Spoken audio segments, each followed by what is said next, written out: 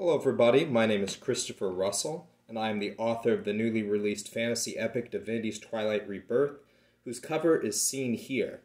We're going to be reading a segment from the prologue today that takes place at the height of the battle between the three brothers that is to decide the fate of the world before we flash forward 700 years to current events.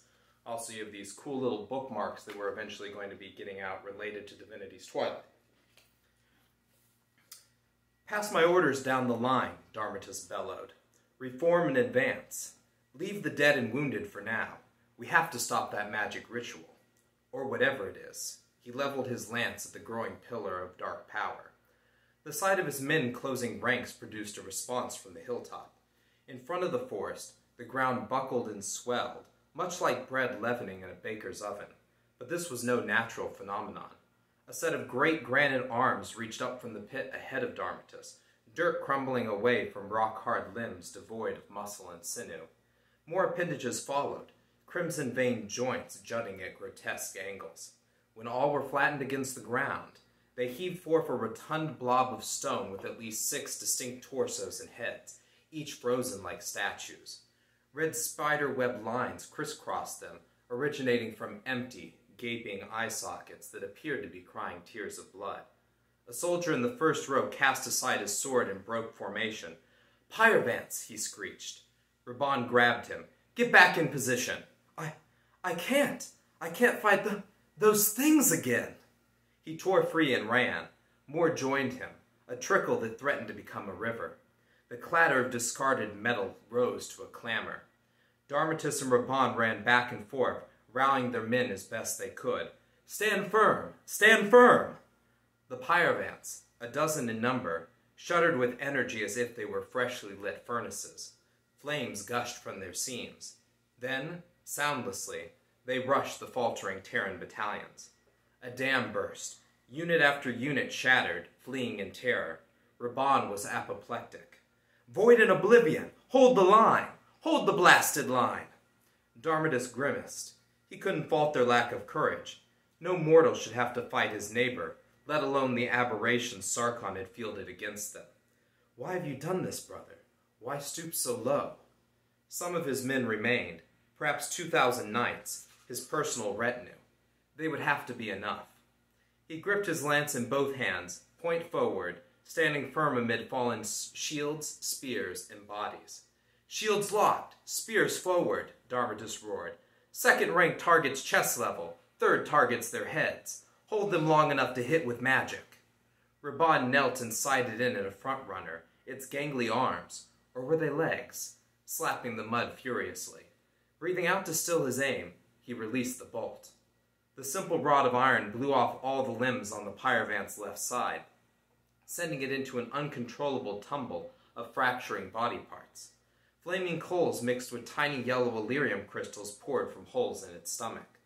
After disgorging its innards, the abomination lay still, arms no longer flailing, haunting eyes no longer bleeding.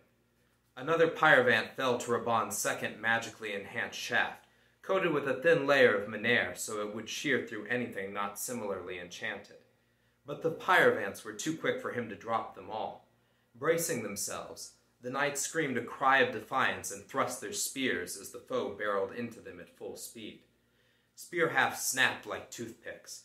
Broken bodies, their weighty plate completely ineffective, flew through the air. Some granite appendages came loose, yet the Pyrovants were too massive for traditional metal weapons to have any great effect. What the Terrans could do was stop the creatures. After the initial impact, they pressed in from every side, stalwartly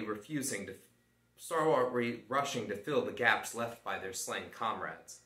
Leading with warped and bent shields, they caught a group of 3 Pyrovants before they could break through the other side or withdraw. Darmatus wouldn't let their sacrifice be in vain. Ejecting flame from the soles of his boots, he leapt above the fray, positioning himself so he'd fall directly atop the nearest glob of living statues. One head glanced up, noticing him. Too late. Summoning the wind to speed his descent, Darmatus fell with the weight of an onager strike, sending a blast of accumulated Menair through his lance tip as it hit.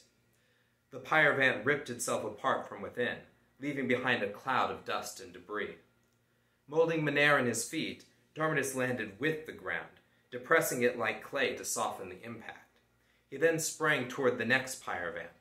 Though its motion was temporarily halted, it had no trouble staving in even the stoutest armor with its powerful blows, or expelling gouts of superheated steam from its core. Skin seared in an instant, a condition made worse by the full-body protection the Terrans wore.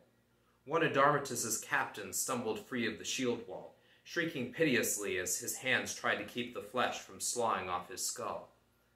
The Terran lord's gut twisted with anguish. He jabbed his lance into the Pyrovant's side. In response, a circle of rock shards blew out its opposite flank. Losing balance, the granite horror collapsed, leaking coal and Illyrium. Darmatus didn't stay to watch it die. Every second he dallied cost him dearly, and the butcher's bill for this battle was already far too high. The third Pyrovant had been eliminated by Raban.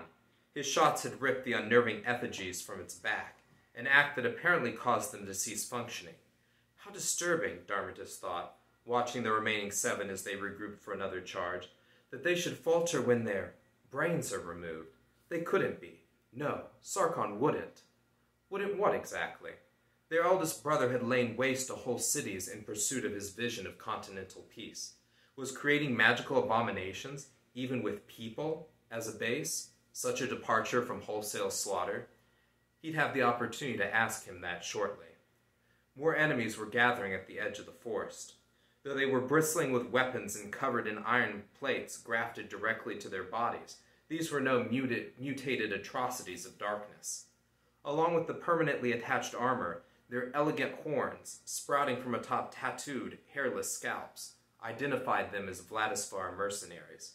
Lazaria's most martial race, the Vladisvar were an anomaly in that they never waged war for their own purposes. Instead, they served the highest bidder. Unfortunately, today that was Sarkhan. If they focused their attention on immobilizing the Pyrovants, the Vladisvar battalion would cut them down. If they tried to deal with the Vladisvar, the rampaging Pyrovants would trample them into the mire. Darmatus smiled.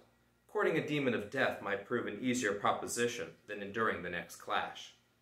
Not giving them an opportunity to catch their breath, the Pyrovants galloped down the incline, numerous mouths spread wide in wordless screams. Stoic and unruffled by the horrors preceding them, the burly Vladisvar followed whilst yelling blood-curdling battle cries. Darmatus's battered soldiers could do little but dig in and hope to withstand the initial charge. Shields clanged together. Every usable spear was hurriedly passed to the front. Once their thin line faltered, all would be lost. To read more from Divinity's Twilight Rebirth, you can find it on my website, ChristopherRussellAuthor.com, or on Amazon or many other ebook retailers. The official book will be out in stores on September 22nd. Thank you.